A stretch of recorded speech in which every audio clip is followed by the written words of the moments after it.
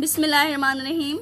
बच्चों, लास्ट हमारा सब्जेक्ट है तामीर सीदत। ठीक है, इसका हमने जो है यहाँ तक रीडिंग इसकी कर ली थी। नेक्स्ट हमने आज रीडिंग स्टार्ट करनी है।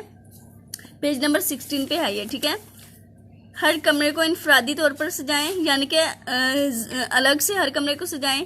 पहले मुकम्मल कमरे की सफाई की जाए।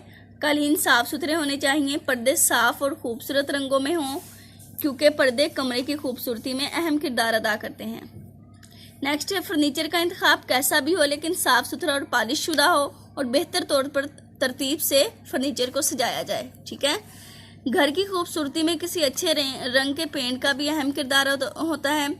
किसी घर की खूबसूरती का ये पहला एहसास होता है, इसलिए दीवारों और छतों को बड़े मुनफरिद और दिलकश मगर सादा रंगों से पेंट किया जाना चाहिए। ठीक है, इसमें जो है आपने याद जो ज़बानी करने वाली चीज़ है वो है कि सबसे पहले यहाँ कालीन साफ़ सुथरे होने चाहिए, पर्दे साफ़ और खूबसूरत रंगों में हो, इतना हो जाएगा हाईलाइट। ठीक है, तीसरा पॉइंट ये बन जाएगा।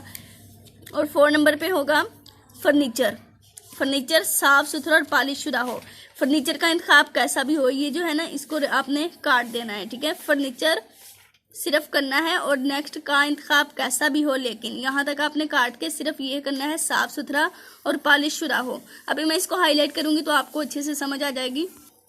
ये देखिए बच्चे, इस तरह मैंने इसके तीसरे पॉइंट को भी हाईलाइट किया और 4 पॉइंट को भी यहाँ पे मैंने हाईलाइट कर दिया। आपने भी इसी तरह, अगर आपके पास हाईलाइटर नहीं है तो अंडरलाइन कर लेना है और यहाँ पे पॉइंट्स के नंबर भी लिख देने हैं। ठीक है, तो इसको जो है ये 4 पॉइंट्स आपने जो है टोटल जो पहले कल वाले 2 थे और आज वाले 2, ये सारे चारों के चारों लिखने हैं। ठीक है, इनको अपनी नोटबुक्स के ऊपर लिखना भी है और इनको अच्छे से याद भी कर लेना है। टेक केयर, अल्लाह हाफिज़।